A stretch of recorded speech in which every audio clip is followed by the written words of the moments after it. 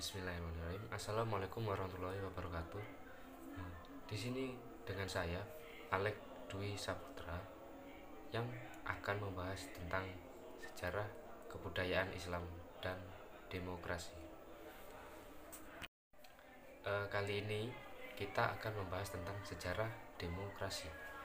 Konsep demokrasi lahir dari Yunani kuno yang dipraktikkan dalam hidup bernegara antara abad ke-4 sebelum Masehi sampai abad ke-6 sebelum Masehi.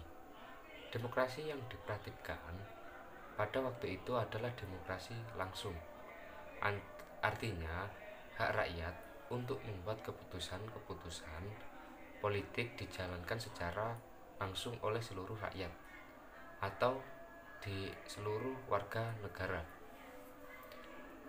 Kata demokrasi pertama kali muncul pada masa politik Yunani kuno yang tepatnya terletak di kota Athena. Masyarakat Athena mendirikan negara yang umum dianggap negara demokrasi pertama pada tahun 507 sampai dengan 508 sebelum Masehi, yang pada saat itu dipimpin oleh Cleisthenes yang berada di kota Athena. Setelah tadi kita membahas tentang awal mula demokrasi yang ada di dunia ini, yaitu bertempat di negara Yunani dengan kota, yaitu di kota Athena. Sekarang kita akan membahas tentang demokrasi, awal mula demokrasi yang ada di Indonesia ataupun Nusantara ini. Sejarah perkembangan demokrasi yang ada di Indonesia itu berawal dari dilantiknya presiden pertama, yaitu Insinyur Soekarno, dan juga wakil presiden pertama Dr. Andes Muhammad Hatta, yaitu bertepatan tanggal 18 Agustus 1945. Pada saat itu presiden dan wakil presiden itu belum mencari sistem apa yang cocok digunakan untuk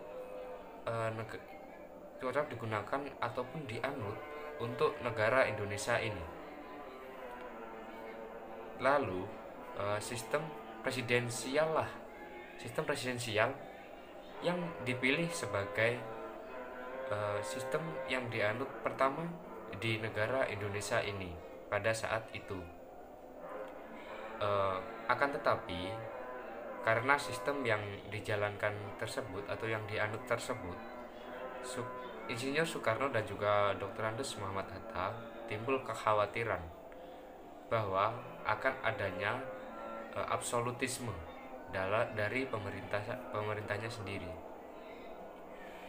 Untuk menghindari hal itu, pemerintah mengeluarkan 3 maklumat yang dikeluarkan pada tanggal 14 November 1945 tentang perubahan sistem presidensial yang beralih ke sistem proleter, yang dimana di sini rakyat itu boleh bersuara dan juga terdapat wakil rakyat di dalamnya. Setelah tadi mengetahui tentang sejarah demokrasi pertama di dunia, terus yang kedua yaitu mengenai sejarah demokrasi yang ada di Indonesia.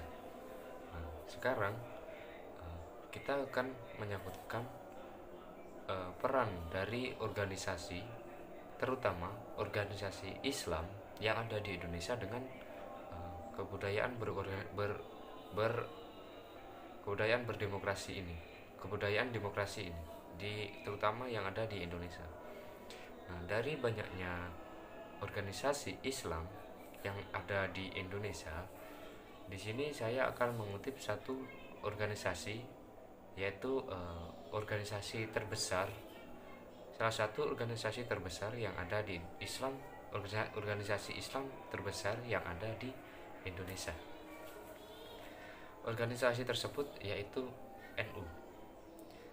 kenapa Nahdlatul Ulama berperan penting dalam demokrasi yang ada di Indonesia. Itu karena Nahdlatul Ulama itu adalah bisa dikatakan sebagai pendobrak, yaitu pendobrak demokrasi yang ada di Indonesia itu sendiri. Nahdlatul Ulama kenapa bisa dibilang sebagai pendobrak, itu dikarenakan karena Nahdlatul Ulama sendiri itu memiliki peran penting terkait dengan kemajuan demokrasi yang ada di Indonesia. Kenapa seperti itu?